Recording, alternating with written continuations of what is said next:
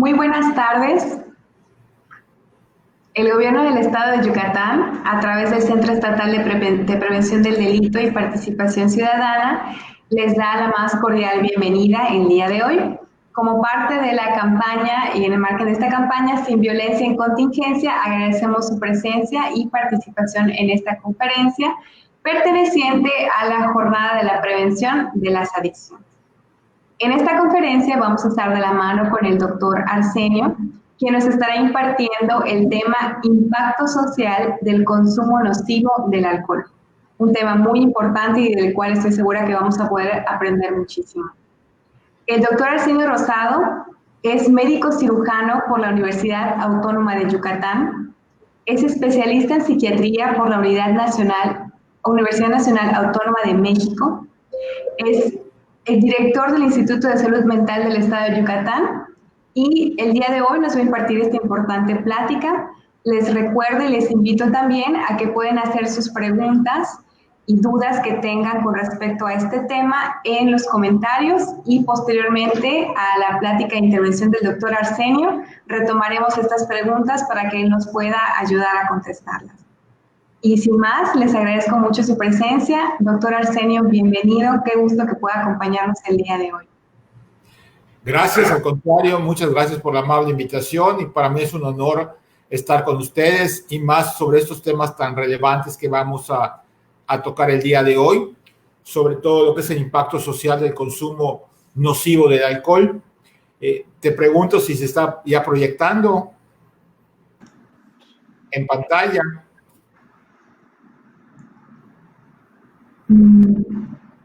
Aún no podemos verla, doctor Arsenio. Gracias, permíteme un segundo entonces para que ya podamos empezar con ellas.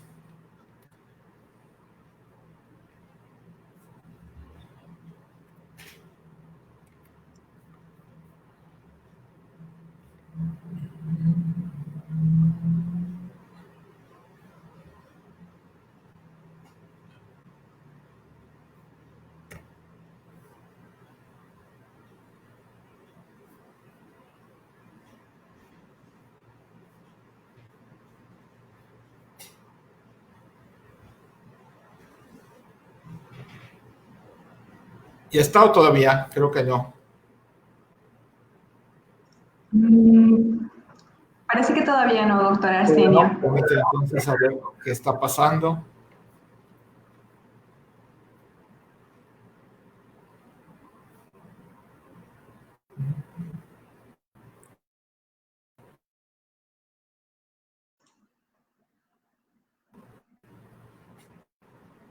Bueno, vamos a empezar. ¿Cuál es el impacto social del consumo nocivo del alcohol? La primero es definir qué se entiende por el uso nocivo del alcohol. Y el concepto que actualmente manejamos con el uso nocivo del alcohol es el consumo de bebidas alcohólicas en exceso o el consumo que pone en riesgo el desarrollo y la salud de quienes las consumen y que implica con frecuencia consecuencias sociales adversas. En México, de hecho, la Ley General de Salud en el artículo 185 bis define claramente como uso nocivo del alcohol al consumo de bebidas alcohólicas por menores de edad. Y esto es importante porque los menores de edad no su mente y el que empiecen a consumir alcohol a temprana edad va a hacer que sean más proclives a desarrollar trastornos por uso del alcohol, dependencia del alcohol y muchas otras problemáticas sociales y psicológicas. Y por tanto, si ustedes revisan la ley, pues obviamente los menores de 18 años no deberían consumir alcohol, cosa que desafortunadamente, como vamos a ver al rato, no ocurre.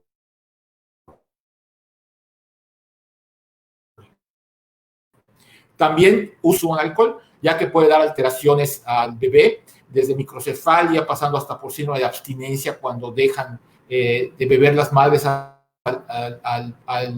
terminar el trabajo de parto.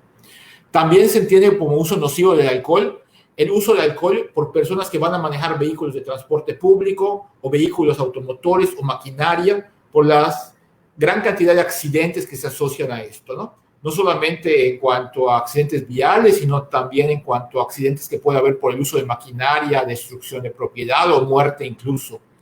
También se considera uso nocivo del alcohol aquellas personas que van a desempeñar tareas que requieren habilidades y destrezas, carpinteros, ebanisteros o cualquier persona que va a manejar material y que puede generar algún tipo de daño a otros o a sí mismo, e incluso a las personas que tienen a su cuidado a otras personas. Por ejemplo, una enfermera o un médico que llegue intoxicado por alcohol a una atención, ese es uso nocivo del alcohol.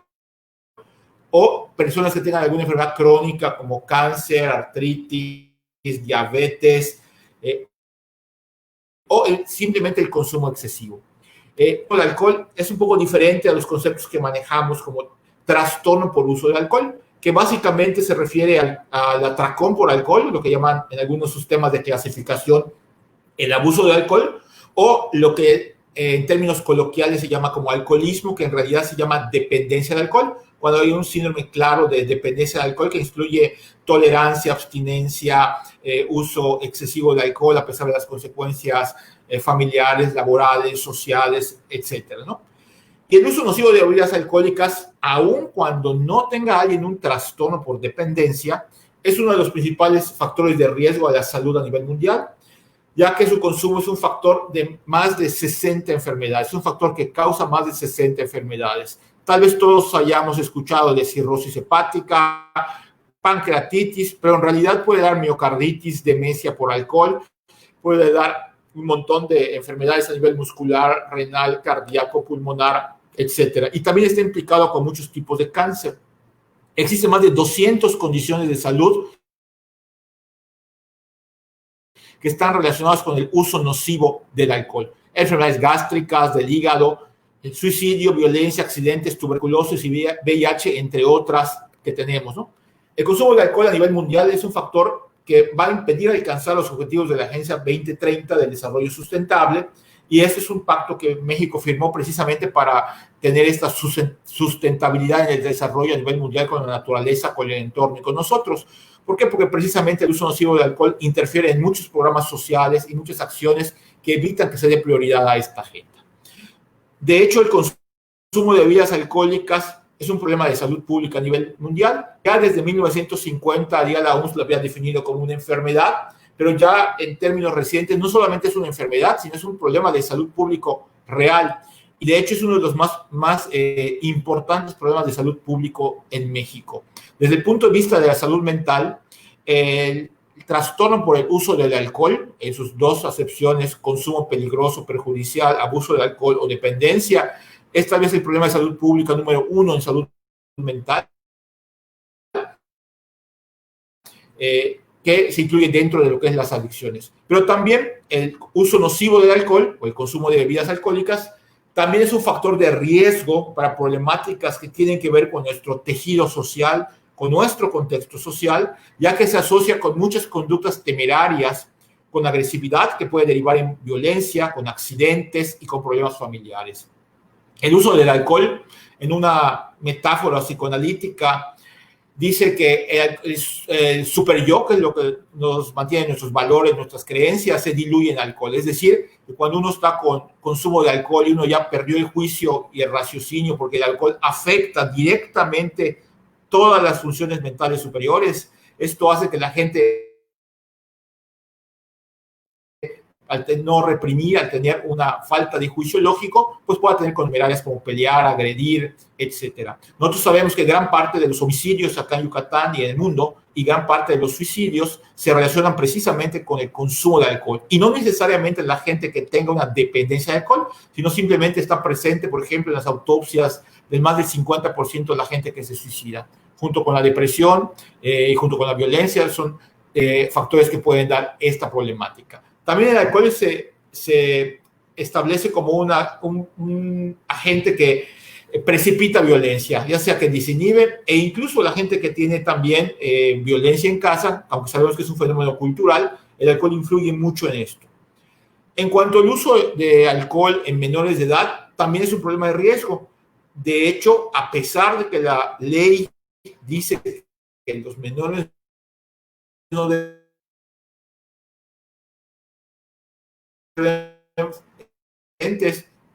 ya han empezado a consumir alcohol desde los 12 años.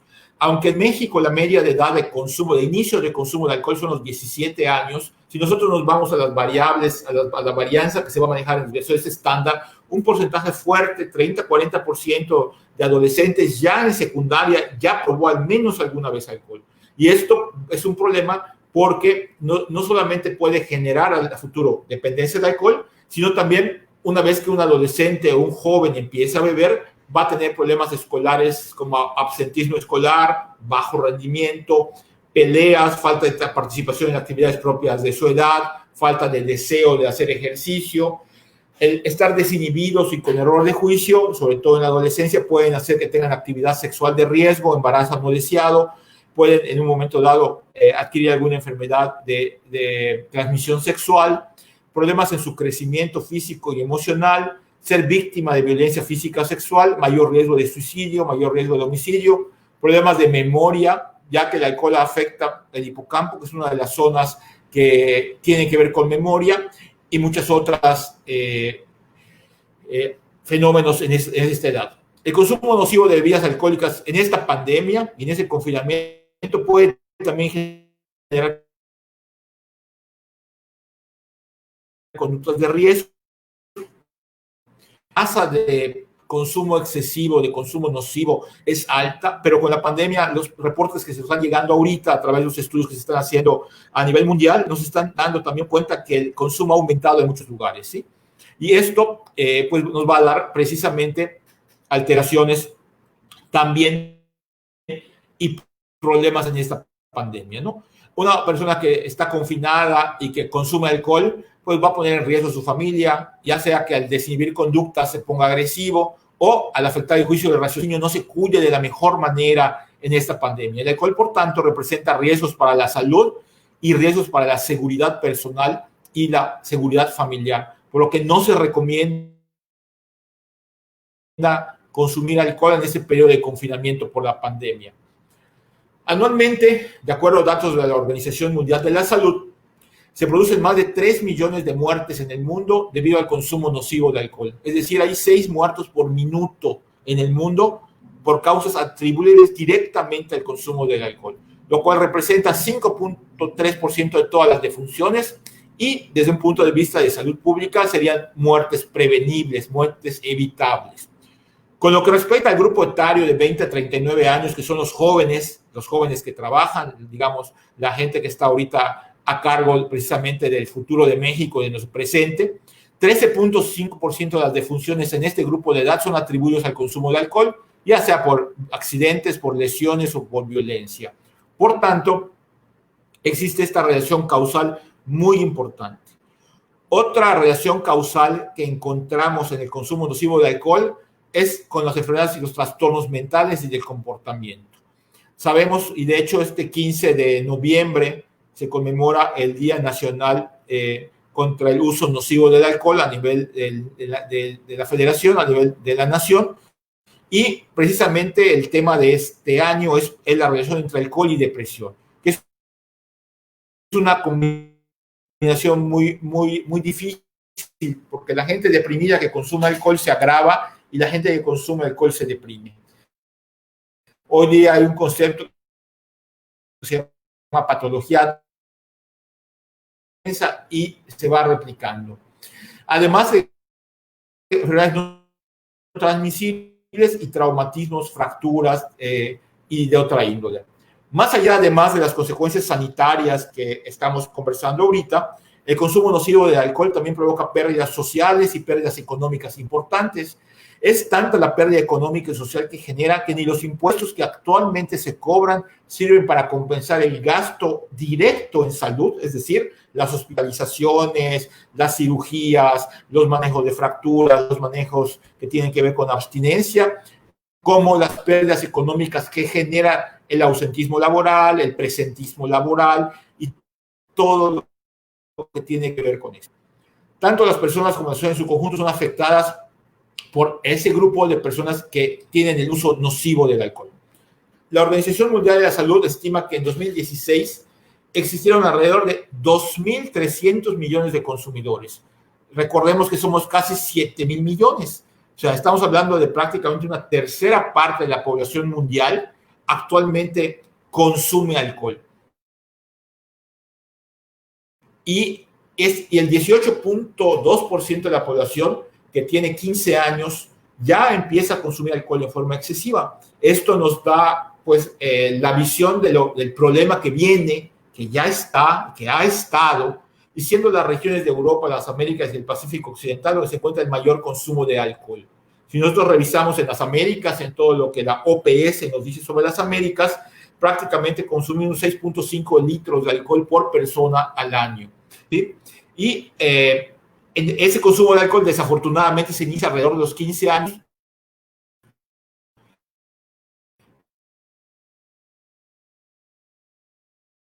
Y la prevalencia en 1990 y 2017, el consumo de alcohol a nivel mundial se incrementó de 10.2% de la población, al pasar de 5.9 a 6.5 litros de alcohol per cápita. Esto es en cuanto al consumo que se mide por persona, a nivel de consumo de cada país. Y se estima que para 10 años el incremento será del 28.8%, llegando a 7.9 litros de alcohol per cápita. Esto sin contar los datos actuales del confinamiento y lo que está generando. De hecho, el alcohol es la droga que más se consume en México. Y lo digo claramente, el alcohol es una droga legal, junto con el tabaco, pero es una droga. Y esta droga causa gran afectación en todos los ámbitos. Y desafortunadamente en los últimos años vamos viendo un aumento en su consumo. En México, cada año se aplica una encuesta nacional de salud y nutrición, que es en la salud. En 2018 se realizó, y ¿qué encontramos? Que la población de 20 años en adelante, el 63.8%, o sea, 52 millones de mexicanos, referían que sí habían ingerido bebidas alcohólicas, siendo 49.9% para la población era abstemia en cuanto a varones, y prácticamente una de cada dos mujeres era consumidora de alcohol y una de cada dos no consumía alcohol. Y estos datos, pues de alguna manera, son alarmantes, porque de estos datos se desprenden también ya la gente que tiene problemas relacionados con el consumo de alcohol. En este caso, nada más estamos mencionando la gente que ingiere, que ha ingerido alcohol, no necesariamente la gente que tiene un problema con la adicción, ¿no? Pero cuando nos vamos a la estadística con respecto al consumo de alcohol por sexo, esta misma encuesta de 2018 nos refiere que en el caso del consumo diario, las mujeres ya presentan diario, y en los varones 5.7% de varones que en México diario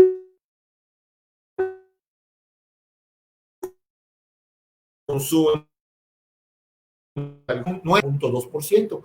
¿Y esto a qué se refiere? A todas en los fines de semana se dan atracones de alcohol. De hecho, el patrón a veces de dependencia de alcohol, incluso en México, es de fin de semana, lunes no se va a trabajar por la abstinencia que genera.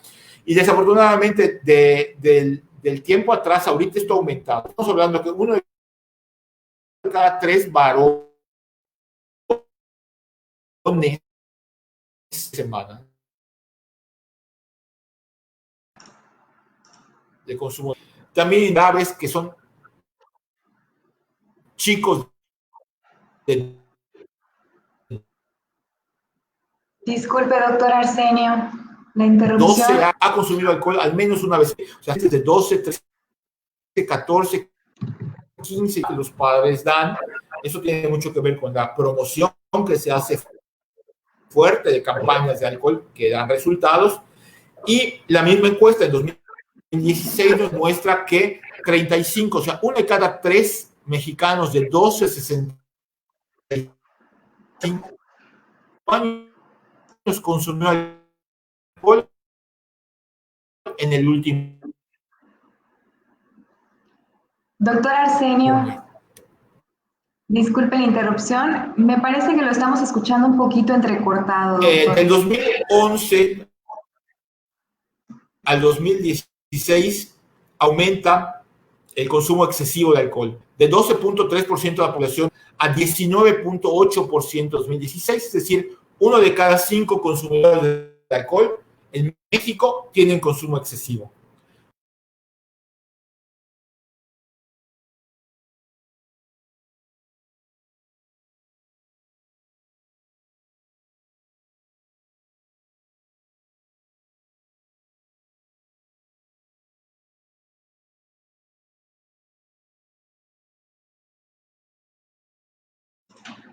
Todo.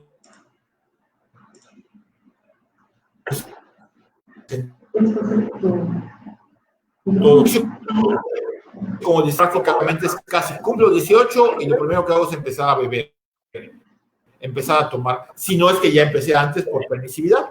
Y bueno, encontramos esto como un fenómeno reiterativo acá. La población menor entre 12 y 17 años también vemos que hay un aumento en el incremento de patrones. Acá realmente por ley ni siquiera deberían haber estado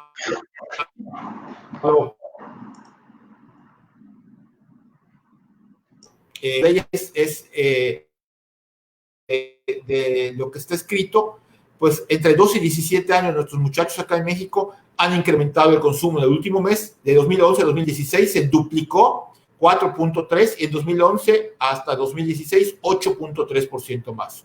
Un aumento significativo, desafortunadamente en mujeres, más de 3 veces, de 2.2 a 7.7, en varones se ha mantenido estable. En cuanto al consumo diario, en adolescentes el aumentó 8 veces, de 0.2% a 2.6% en 5 años, de 2011 a 2016, y veremos cómo sale la próxima encuesta, que ya debe estar por aquí para el 2021, más o menos, 2022, para ver si esto va dando, lo cual nos debe poner muy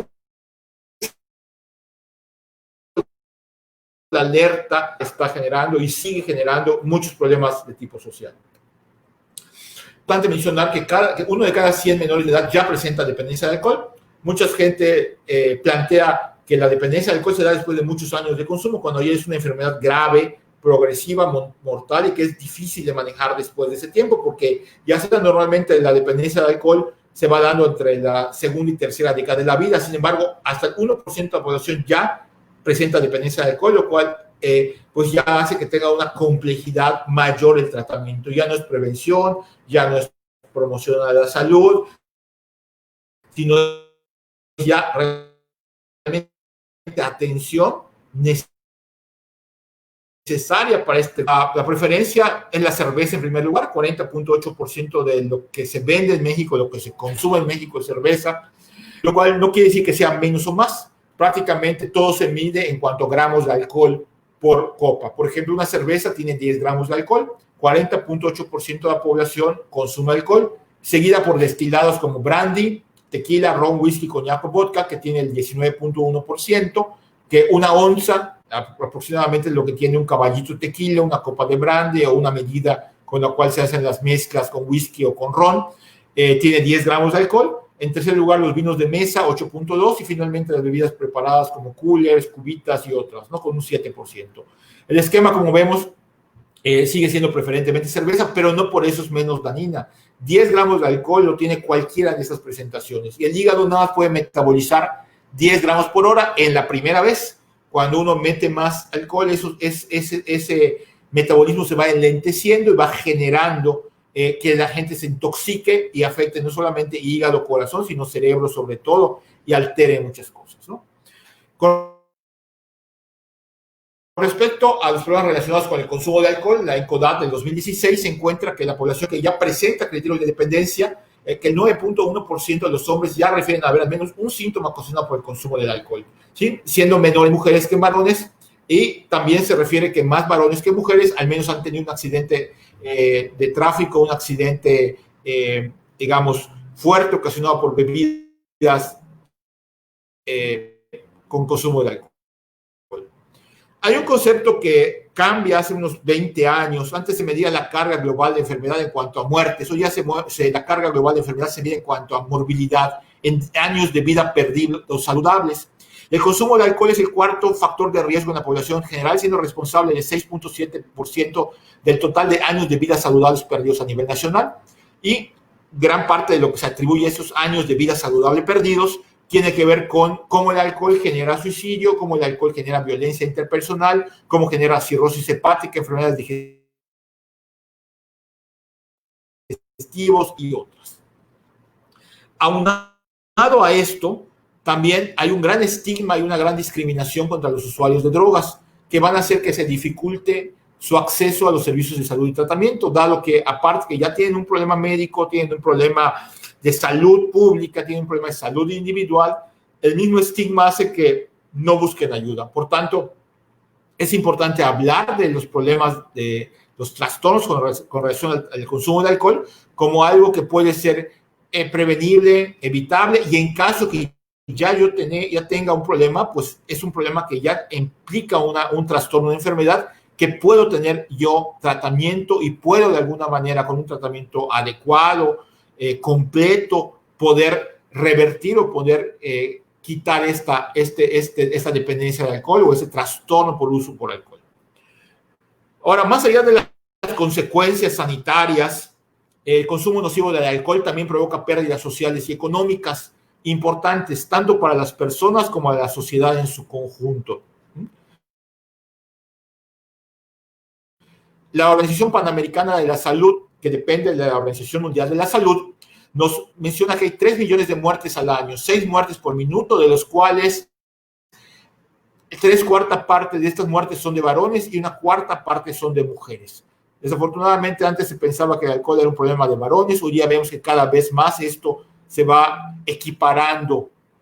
El consumo nocivo del alcohol provoca el 100% de los trastornos por consumo de alcohol, 18% de los suicidios, 18% impactan en la violencia interpersonal, 27% en las lesiones de tránsito, 13% en la epilepsia, 48% en la cirrosis hepática, 26% en el cáncer de boca, 26% en la tuberculosis, 26% en la pancreatitis, 11% del cáncer del corazón. Es decir, el alcohol es un promovente de una mala salud y obviamente acorta mi vida y acorta mi calidad de vida, ¿no? Ahora, ¿qué es lo que recomienda la Organización Mundial de la Salud para reducir el uso nocivo del alcohol? Primero, intervenciones que tengan que ver con costo-beneficio. Lo primero es regular la distribución de alcohol. Aquí es muy importante entender que sí tiene que haber horarios para la venta de alcohol, que hay que regular en qué lugares se vende y en qué cantidades se vende.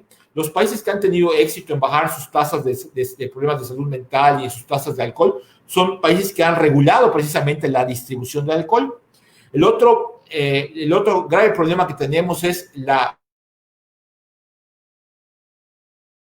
publicidad. La publicidad es eficaz, es efectiva. Entonces, si queremos reducir el uso nocivo del alcohol, tendremos que restringir y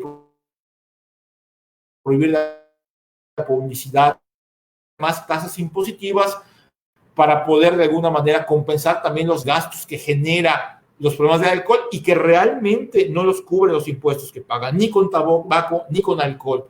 Los fondos prácticamente de los impuestos que se generan en tabaco y en alcohol se van a otros fondos y no se aplican ni en programas preventivos ni en programas de promoción a la salud y menos en lo que es la atención a la gente que ya tiene problemas con alcohol y otras sustancias, ¿no?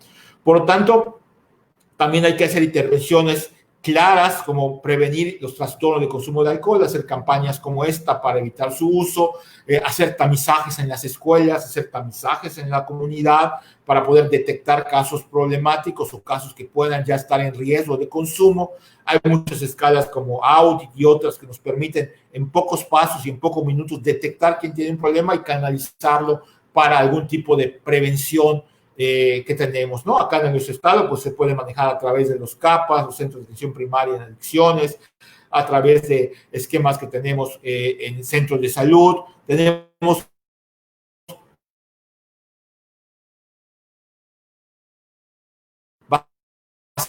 bastante. Nos cuesta digamos, su uso, pues, ¿no? Y una medida que pues ya este año ya se había empezado con tabaco. Recordemos que las campañas de tabaco han sido efectivas en muchos países del mundo. El poner marcas en las cajas de tabaco donde estén las enfermedades que produce, el reducir la publicidad de tabaco, la cartelera exhibiéndose los tabacos, sino guardados, han logrado que se haya abatido bastante. Aún falta por hacer, pero ha logrado que se abate un poco el tabaco. Gran parte de la propuesta, como está ahorita, también en los alimentos, de cuáles son altos en grasas, cuáles son altos en azúcar, cuáles son altas en grasas saturadas, en sodio.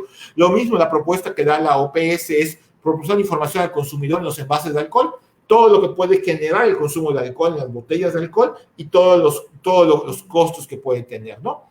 Y obviamente otro gran problema es también el alcohol adulterado, regular y castigar cuando se produzca alcohol adulterado, porque puede ser una causa también de muerte muy fuerte cuando se hace esto, ¿no? Como en toda actividad, pues siempre hay grupos criminales que van a hacer esto y que van a tratar. Acá quisiera compartir una gráfica donde está un artículo publicado por Rosario Vano, Ana García Altés y Manuel Nebot. Es uno de los tantos que existen sobre el impacto social del consumo abusivo de alcohol en el Estado español, consumo, costos y políticas que tienen que ver con esto, ¿no? ¿Y qué nos dice cuando revisamos estos artículos mundiales? Que globalmente el consumo de alcohol va a generar un impacto social y económico muy importante para la sociedad. En los 20 años se han realizado importantes esfuerzos en el ámbito de las ciencias de la salud para intentar evaluar este impacto. El enfoque que adopta la mayoría de estos estudios se centra en la estimación de los costos sociales que genera el alcohol. Y acá va un ejemplo. Por ejemplo, estos son los costos sociales del alcohol en países de primer mundo, donde vemos que el costo social del alcohol, por ejemplo, en algunos estudios de algunos años, como en Estados Unidos, va desde 1.67% del Producto Interno Bruto hasta 2.36%, ¿no? El menor es en Australia, en 2004, con 0.82% del Producto Interno Bruto. Estamos hablando de miles de millones de pesos, de miles de millones de dólares, que es el costo social que produce el alcohol, el costo que le genera a los países atender todo lo que tiene que ver con el alcohol. No solamente costos directos que tienen que ver con la atención, sino costos indirectos en cuanto a la falta de productividad, ¿no? En la tabla 2 vamos a ver cómo aumenta drásticamente ya cuando hablamos de los costos totales por años de vida saludable perdida, baja laboral atribuible totalmente al alcohol, baja laboral parcialmente atribuible al alcohol. Vemos cómo las cifras son estratosféricas. Estamos hablando, por ejemplo, en España de 2.760 millones de euros anuales, lo que cuesta el costo sanitario directo e indirecto del consumo de alcohol, y estamos hablando de hace 13 años. Por tanto, en México no tenemos estudios claros de esto, en Yucatán tampoco, pero es un poco, nada más un poco la punta del iceberg lo que podemos observar del costo que nos genera los problemas relacionados con el consumo de alcohol. Por lo tanto, ¿qué es lo que los hacedores de política pública nos recomiendan para reducir la carga de consumo nocivo del alcohol? Para poder hacerlo, pues de alguna manera es hacer política pública para hacer esto. Los formadores de políticas tienen que tener este acervo de conocimientos para hacer estrategias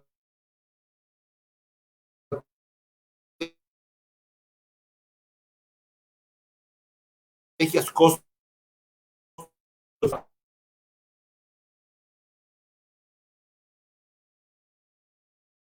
de alguna manera detectada esta venta ilegal a menores y restringida, regular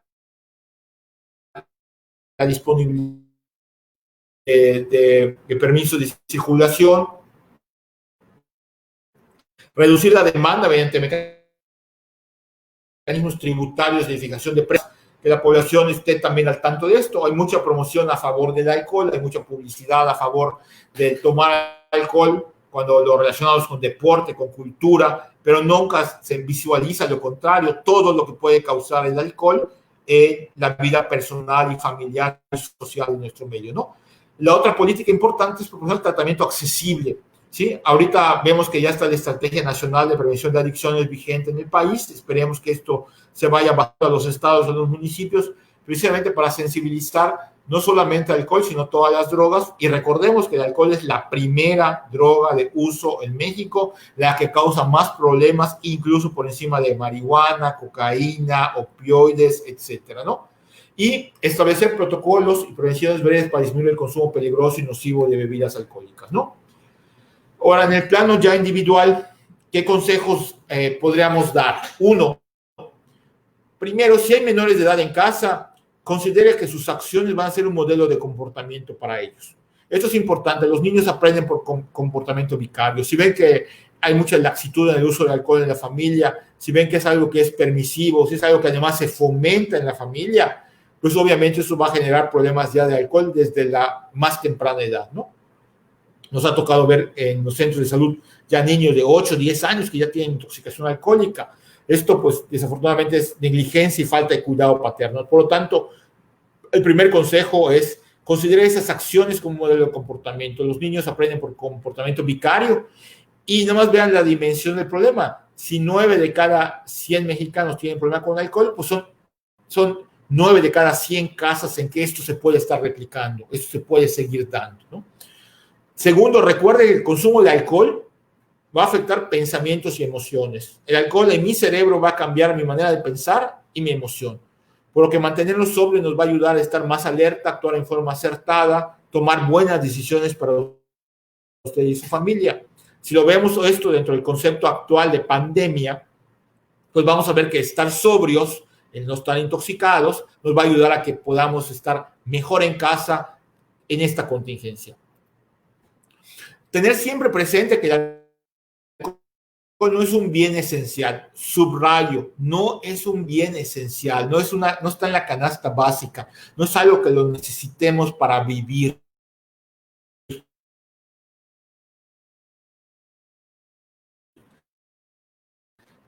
Y tampoco fue poner en la lista de compras del sistema inmune. Hay una relación muy clara con el sistema inmune. Y si ahorita estamos en pandemia con un virus que ataca el sistema inmunológico, pues tenemos que tener más cuidado en esta parte, ¿no? Si nosotros podemos evitar el alcohol, mantenernos saludables, pues disminuimos el riesgo de enfermarnos y también de enfermar a nuestros seres queridos. Ahora bien, sabemos que el alcohol ha acompañado a la civilización desde que se inventó la agricultura, que la cerveza existe prácticamente igual desde que se empezó a manejar el trigo y que desde las legiones romanas los legionarios llevaban a estar envenenados por el agua que podían contaminar, ¿no? Sin embargo, y bueno, de alguna manera en todas las culturas ha estado. El prohibicionismo nunca ha sido bueno. Lo hemos visto en Estados Unidos durante la ley seca, lo hemos visto en muchos lados cuando hay prohibicionismo. Sin embargo, la parte importante acá es tener el conocimiento de que es un potencial alterador de mi conciencia. El consumir bebidas alcohólicas me puede generar muchísimo daño y si ha decidido usted consumir bebidas alcohólicas, pues algunas recomendaciones que se podrían dar en esa etapa de distanciamiento social y de contingencia, pues es primero tratar de identificar los motivos por los cuales quiere consumir alcohol. Si va a consumir alcohol porque le gusta el sabor, si va a consumir alcohol porque le gusta combinar con un vino, con una carne, o porque la cerveza le gusta tomar al mediodía, ok, podríamos tomar una cerveza, una copa de vino, algo que mi hígado va a metabolizar fácilmente en 1 hora y no va a pasar nada, ¿no? Pero no tomar cuando mi estado de ánimo esté mal. Tomar cuando mi estado de ánimo está mal con el fin de subsanar una alteración emocional, una alteración mental, es algo que de alguna manera me puede generar una dependencia y un problema relacionado con el consumo de alcohol. Por lo tanto, tengo que estar muy pendiente de si tengo algún trastorno en mi estado emocional o alguna preocupación, ¿no? También, si voy a beber por aburrimiento, para sentirme menos estresado, tampoco es un buen consejo. Aquí, ¿qué recomendación hay? Hay muchas maneras para no aburrirse, hay muchas maneras para sentirse menos estresado, hay muchas técnicas, hay hacer ejercicio, leer un libro, hacer actividades que me eviten pensar en la bebida. Y si ya es algo que no puedo controlar, pues buscar ayuda con un profesional, que hay muchísimos profesionales que le pueden ayudar para esto, ¿no? Si va a beber también, trate siempre de acompañar con alimentos el consumo de alcohol. No tome sin consumir comida. Bebe un vaso de agua por cada copa de bebida alcohólica que beba. Eso le ayuda a reducir de consumo, no combine bebidas alcohólicas con medicamentos. Esto puede ser deleterio para la salud, porque todos los medicamentos pueden tener un efecto de maximizar los efectos, y también el alcohol va a alterar la función del medicamento. Procure que el consumo por ocasión en alguna reunión o evento sea menor a 4 copas. ¿A qué estoy diciendo? Que si alguien va a una fiesta o si alguien va a estar en un fin de semana, tratar de no tomar más de 4 copas, ¿no? Una vez más de 4 copas es prácticamente muy difícil luego controlar el consumir, ¿sí? En el caso de los hombres, y no más de 3 copas en el caso de las mujeres. Obviamente esto de vez en cuando, no diario, ¿sí? No 2, 3 veces a la semana, ¿sí? Si tengo una fiesta anual, si tengo una fiesta de mi pueblo, si tengo en un momento una ocasión especial como una boda, unos 15 años, ahorita por pandemia pues no lo tenemos, ¿no? Pues no tomar más de 4 copas estándar sería una meta que podemos tener, y no repetir ese consumo varias veces a la semana, ¿no? En algunos países hay un patrón de consumo en que se pueden tomar no más de 4 copas a la semana, y se considera que es algo normal, ¿no? Una copa diaria, viernes, sábado, domingo y tal vez miércoles, es algo que puede ser, digamos, tolerado, mi cuerpo lo puede manejar, pero si yo estoy tomando por sentir un efecto, estoy tomando para evitar algo, ya es mejor que yo consulte con un profesional para evitar esto, ¿no? Evita acumular alcohol en el hogar, trate de no tener alcohol en el hogar. Recordemos que el hígado solo puede metabolizar 10 gramos de alcohol en la primera hora, y después de eso se va a ir acumulando y va a generar intoxicación y probables consecuencias en mi salud, ¿no?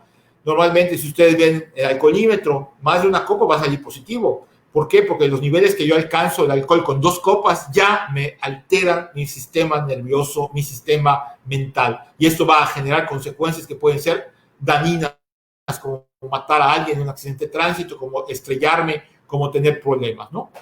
En lugar de consumir alcohol para pasar tiempo en casa, intente hacer ejercicio en interiores, trate de realizar actividades que le agraden y que no requieran el uso del alcohol, y no incite a sus hijos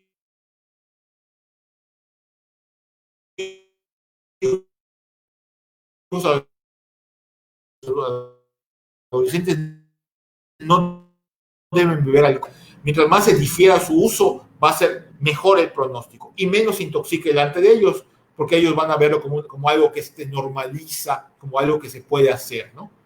Como decíamos hace un rato, el alcohol está estrechamente relacionado con la violencia, incluida la violencia familiar. En ese caso, el alcohol agrava. La violencia tiene mucho que ver con factores culturales, pero el alcohol está muy vinculados con ellos. Incluso mujeres que sufren violencia probablemente aumentan su consumo como un mecanismo de defensa. Y bueno, ¿qué recomendación específica podríamos dar el día de hoy? Si siente que no puede controlar la bebida, marca el 800-108-8000. Es una línea que el gobierno del estado puso a disposición de todos los yucatecos como una línea de orientación y apoyo emocional, donde le pueden brindar información en ese momento de qué hacer para no consumir, le brindan información sobre cómo lidiar con el problema si algún familiar está consumiendo, le brindan información sobre lugares y programas donde usted puede acudir, o incluso derivar si es necesario. Y no solamente con el uso de alcohol, sino también con cualquier problema asociado con el uso nocivo, como depresión, ansiedad, intoxicación, abstinencia. E incluso en el centro, en la línea, también hay personal del DIF para atender casos de violencia infantil y de mujeres, la Secretaría de Mujeres, para ver si hay algún tipo de asociación con violencia. Y bueno, toda la indicación que se le puede dar, pues por favor, hablen, es 24 horas del día, 7 días de la semana y no tiene costo, ¿no? Entonces es uno de los consejos que queríamos ponerles acá para que ustedes puedan acudir en caso. Y pues agradezco la escucha amable y atenta y quedo de ustedes creo que unos 15 minutos para algunas preguntas a través de este chat. Muchísimas gracias, doctor Arsenio, por esta intervención tan puntual, tan importante para todas y todos nosotros. Y efectivamente creo que tenemos algunas preguntas en el chat. Si le parece bien, podemos dar inicio a ellas. Claro, por favor.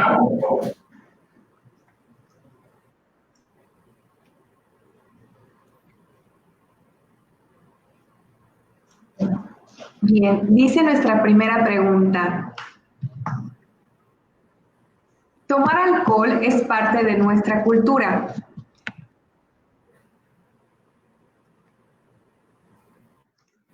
¿Será que sea necesario reevaluar estas conductas que glorifican este estado de ebriedad para crear un cambio?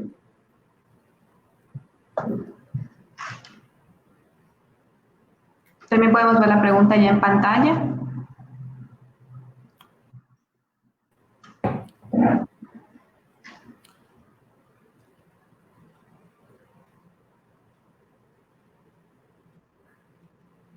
Sí, respondiendo a la pregunta de Leslie, tomar alcohol es parte de nuestra cultura. ¿Será necesario reevaluar esas conductas que glorifican el estado de ebriedad para crear un cambio? Definitivamente sí. Todo lo que platicamos ahorita es precisamente que a través del ejemplo, en un momento dado, a través del uso responsable del alcohol, a través de la información, podemos de alguna manera hacer un ejemplo para reevaluar esas conductas, ¿no?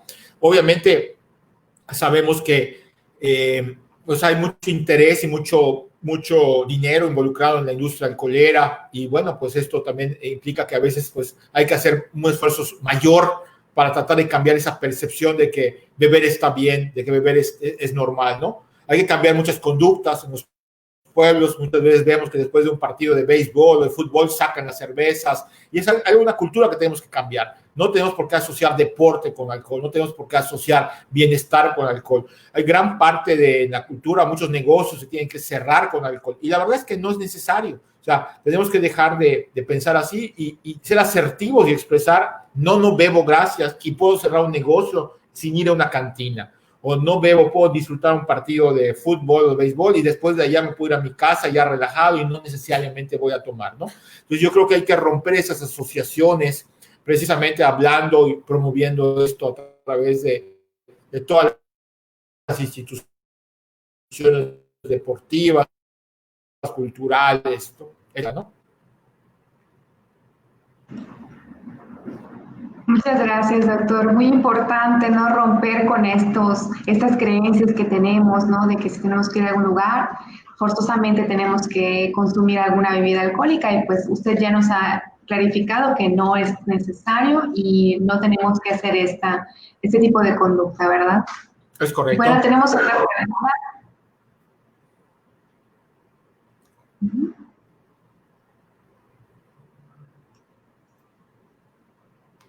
Y dice, ¿el alcoholismo es hereditario o es un factor psicológico siguiendo un patrón de conducta? Ninguna conducta es 100% hereditaria ni 100% aprendida. En la varianza hay que pesar. Si yo tengo antecedentes familiares de alcohol, abuelos, padres, ¿sí? Es posible que yo tenga algún tipo de vulnerabilidad genética para tener alcohol, ¿sí? Pero si yo no empiezo tempranamente, si yo puedo evitar, si yo pospongo el inicio, si yo estoy consciente de que no tengo por qué beber, yo puedo evitar el tener un trastorno. Hay como más o menos como el 10-15% de la población sí tiene cierta vulnerabilidad genética que hace que al empezar a beber temprano, rápidamente desarrolle una dependencia. Hay gente que tienen patrones, digamos,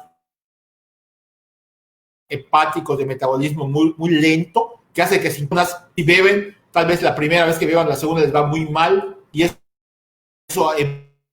evita que... Por eso es muy importante el retrasar lo más que se pueda el consumo, ¿sí? Si yo tengo antecedentes familiares de abuelos, tíos, papás con alcohol, si tengo un inicio temprano y si tengo rasgos antisociales de personalidad, esos datos sí me pueden indicar que tal vez yo tengo una predisposición, una vulnerabilidad genética a desarrollar dependencia del alcohol, ¿no? El término real es dependencia del alcohol, que sería lo que es el alcoholismo verdadero, porque el alcoholismo es un término antropológico que no me implica algo médico, ¿ok?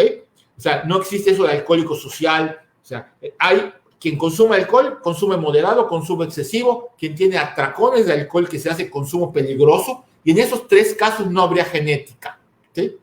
Y lo que es la dependencia del alcohol, que es la gente que hace cambios a nivel de neurotransmisores por el uso continuado del alcohol y tiene ya un cambio en abstinencia, tolerancia ese porcentaje, si un 30 o un 40% tiene una carga genética que si tienen contacto con el alcohol pueden desarrollar precisamente una enfermedad que se llama dependencia del alcohol, ¿no? En ese caso, ese subgrupo de población sí tendría el riesgo, ¿no? Entonces, lo mejor de los dados es no juzgarlo. Si yo sé que tengo antecedentes heredofamiliares de alcohol, lo mejor es no consumir alcohol o posponerlo hasta después de los 21 años. De hecho, aquí la regla en México son 18 años, en otros países son 21, porque realmente el cerebro se termina de desarrollar a los 21, 24 años. Entonces, mientras yo más posponga el uso del alcohol, mejor me va a ir en cuanto al pronóstico de generar o no una dependencia de alcohol. Ahora, si hay gente que tiene una carga genética muy fuerte, sí, hay gente que puede empezar a beber al igual que otro compañero a los 18 y hacer rápidamente una dependencia de alcohol, porque sí hay factores genéticos que se pueden involucrar, sobre todo receptores de algo que se llama DRD4, que es un receptor a dopamina. Cuando haya cortos, tenemos más predisposición a tener alcohol. Entonces hay que enseñar esto incluso a los hijos. Si tengo familiares con alcoholismo, con dependencia de alcohol, sí tengo que hacer, digamos, más énfasis en que yo tengo más riesgo de desarrollar.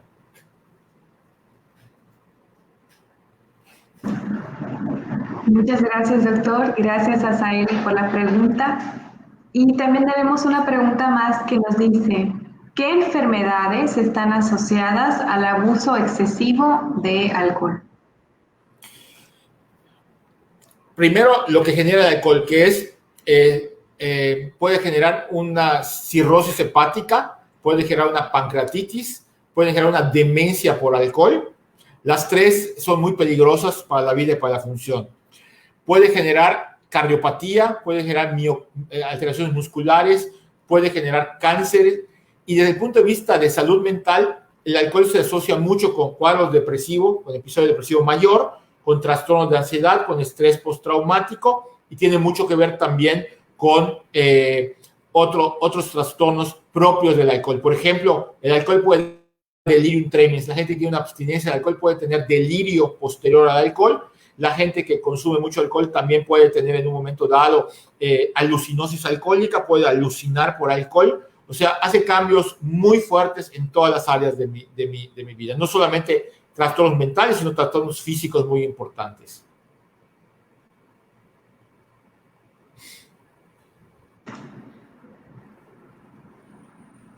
Muchas gracias, doctor. También tenemos una pregunta más que creo que en algún momento, pues todas y todos hemos estado en una situación similar, y nos dice, si una persona se niega a recibir ayuda, ¿cómo puedo llevarlo a un grupo de apoyo sin que se sienta obligado? Lo primero es empatía. Creo que, como decía hace un rato, el problema con la gente que tiene problema con el alcohol es que son estigmatizados, ¿sí? Y lo primero es regañarlos, tratar de obligarlos a ir. Luego lo primero es sentarse con ellos y hacerle ver todo lo que ha ocasionado el alcohol con ellos, ¿no? El aislamiento familiar, el que ya nadie quiere estar con él, los gastos excesivos a los que ha tenido, habitualmente tiene problemas de separaciones, divorcios, pérdida de hijos, que se vayan por ellos. Creo que la primera parte importante es escuchar sin juzgar. La segunda parte importante es acompañar, o sea, de alguna manera acompañar. Hombre, yo quiero saber, o sea, si tienes o no un problema. Yo estoy muy interesado en ti, te quiero mucho. Y así como tú me dices que no tienes un problema, yo realmente quisiera discutirlo con un profesional. ¿Por qué no vamos tú y yo a ver a alguien para que me pueda asesorar o realmente me rebata? Amor, yo estoy mal, pero vamos a ver a un profesional. Yo creo que el convencimiento es algo que nos puede ayudar.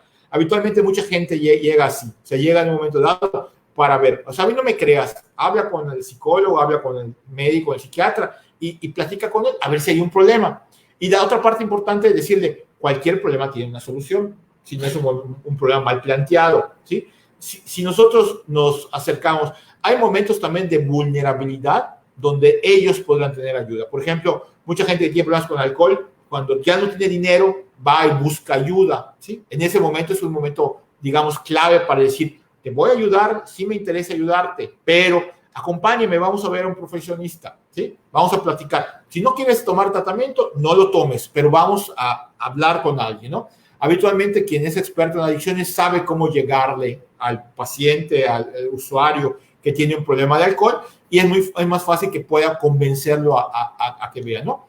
Si tú lo ves también con los grupos de autoayuda, muchos de ellos no hacen promoción, van con la gente, se abren, como ellos dicen, en canal, hablo con la gente que yo quiero, y muchas veces al identificarse con alguien que tiene el mismo problema, sin ser juzgado, sin ser atacado, pues muchas veces aceptan ir a un grupo de autoayuda, ¿sí? Entonces, mucho es el convencer, no obligar, ¿sí? Y en un momento dado acompañar. Yo muchas veces de mi consulta me salgo, me voy con mi paciente al grupo, en el momento que me diga, sí quiero ir, pero no me espero, vámonos. Y por suerte tengo amigos padrinos de todos lados que van, y ya tengo, por ejemplo, a alguien que vaya al grupo, ¿no? O puedo derivarlo, yo mismo derivar. Mira, ya hablé con fulanito en el CAPA, por favor, te va a recibir en el programa libre de drogas que está ahorita, habla con Alexandra a ese teléfono, y ella el 8 de noviembre te va a incorporar allá. Ve a verla, ve a verlo. O sea, yo puedo en un momento dado convencer. Sería la mejor manera, ¿sí? De hecho, muchos de los programas de internamiento involuntario no funcionan.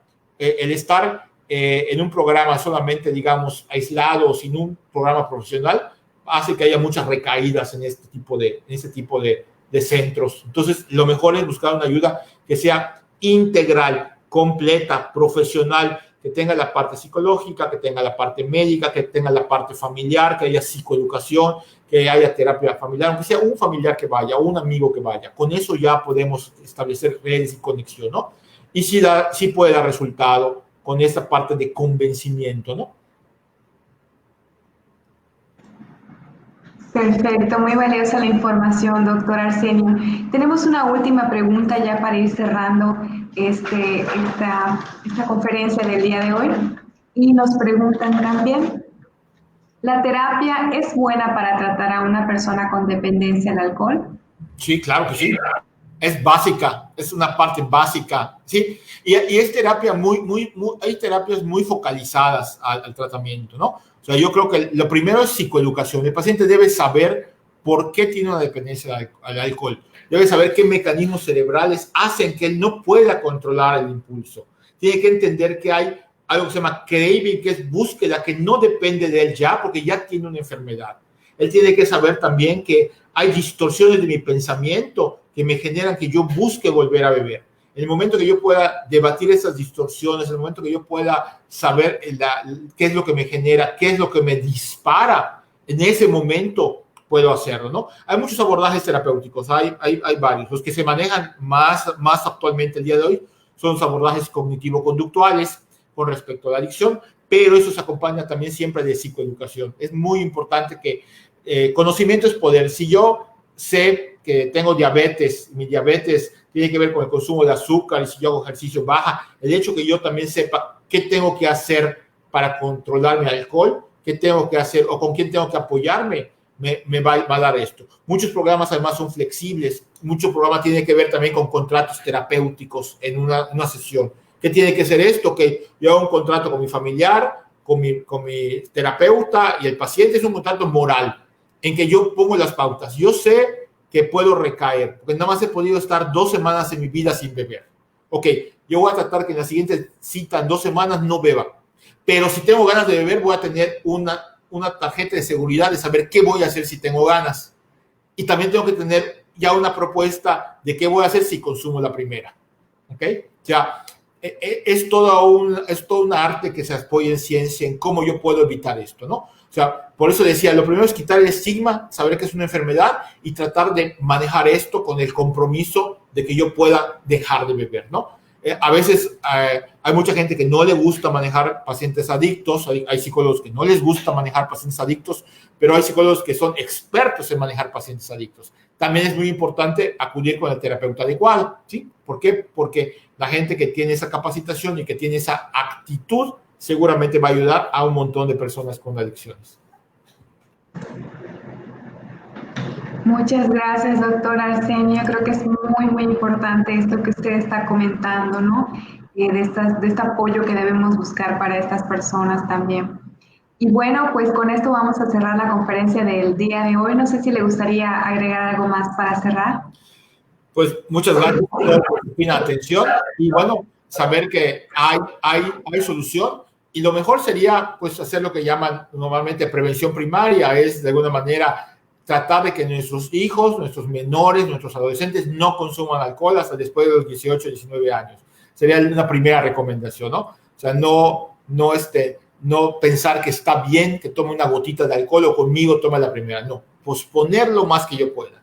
Segundo, si ya sé que alguien está presentando problemas con su manera de beber, acercarme a esa persona empáticamente y acompañarla a buscar la ayuda, porque todavía podemos evitar que llegue a tener una dependencia, ¿no?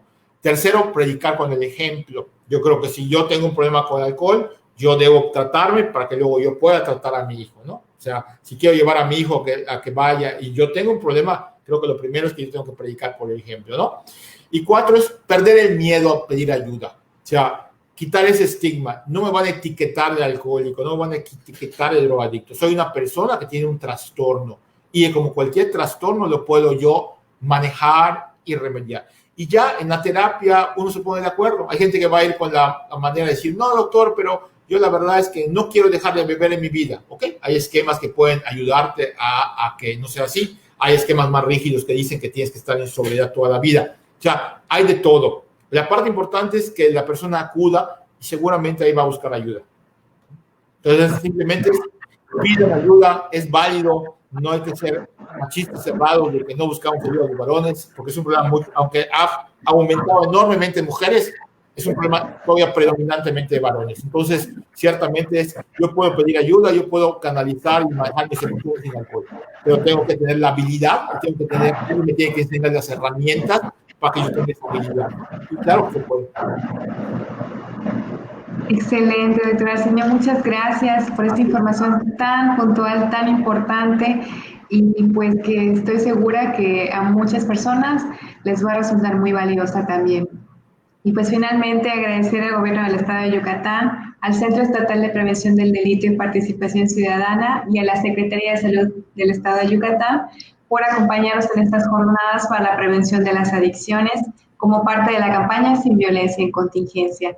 También aprovechamos para invitarles, el día de mañana viernes tendremos la plática Factores Protectores para la Prevención del Consumo de Sustancias en la Adolescencia, en punto de las 12 del día.